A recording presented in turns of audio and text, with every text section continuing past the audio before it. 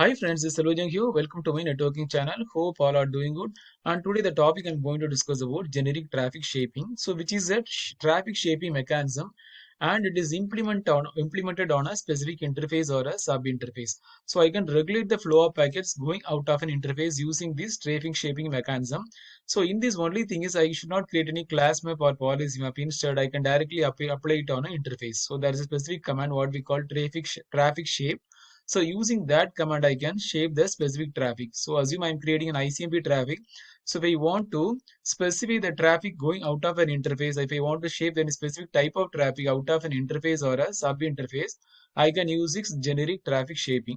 So before that, let us understand the concept of shaping. So shaping is used to buffer the traffic to a certain bit rate, and it is always implemented on the customer end. So it is always applied outbound towards the ISP, right?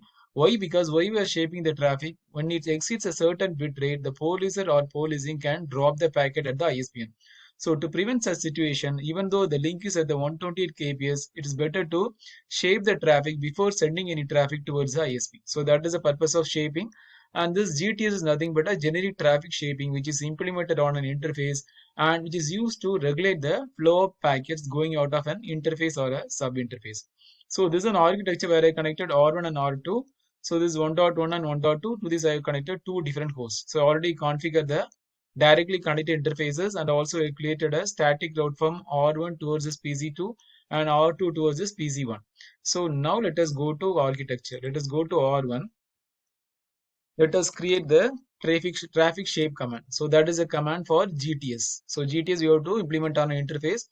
So I'm directly going to this corresponding interface. Go to this interface serial. So interface serial 2/0. What is the command is traffic shape. Okay. So followed by we have to specify the group. So group is nothing but an access list number. So let us specify it as 101. Okay.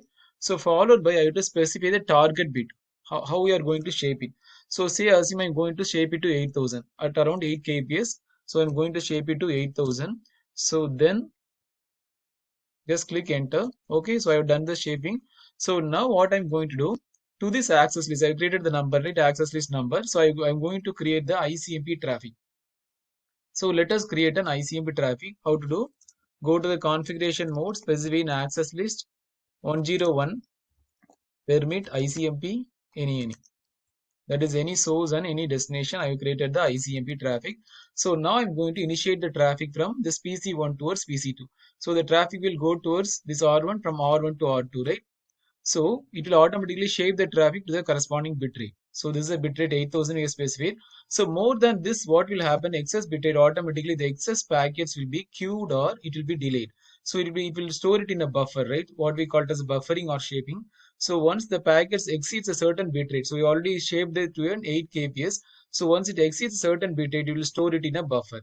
So that is the thing. It is shaping always delays the excessive packets. So that is the purpose of shaping, right?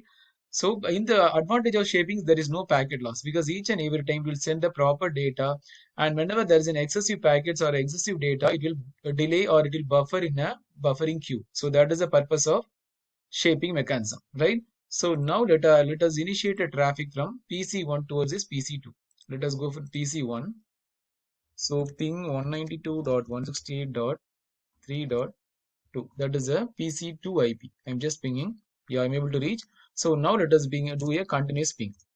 Minus C, let us see 1000 packets. So I would have given a continuous ping. So now let us see that statistics. So now let us see to show traffic shape. Okay. So now to show traffic shape statistics. So now you can see the interface we applied on specifically on serial 2/0 interface, and the access list is 101. Since it is matching the ICMP traffic or the access list we have created, so we are seeing the packets and the number of bytes. So once it exceeds a certain bit rate, automatically you can see the packets are getting delayed and it will store in a buffer. Automatically the shaping will become active. So here it is showing us no. So once it becomes active, so once it receives a sufficient number of bytes and packets, automatically the packets will be delayed and it will be move to the queue. So that is the purpose of shaping. So shaping always buffer the data to a certain bit rate, and the excessive packets or the excessive bits it will be stored in a queue. So that is the reason shaping always delay. Why? Because it is buffering or it is storing it in a queue. So that's the reason for delay. And all those delay you can see to here, and automatically the shaping will become active. So this is the purpose of traffic shape, generic traffic shaping. So it is always applied on an interface, and it is used to shape the specific traffic going out of an interface or a sub interface, right? So show traffic shape. If you want, you can check the queue also. This is a queue you have defined. So these are the queue. So once it exceeds a certain bit rate, you are able to see, right? Available bit rate is 8 kilobits. So once it exceeds a certain bit rate, automatically it will start buffering the packets or storing the packets in a queue. And once the bandwidth is available, again it will start taking the packets from the queue to the serial interface. So this is how the shaping mechanism work, and this is also another shaping mechanism which is implemented on an interface, and it is used to regulate or control the flow of packets going out of an interface. So this also I can create it in a sub interface. So I hope you enjoy this video. Thanks for watching. Please subscribe for more videos. Thank you and have a wonderful day. Thank you.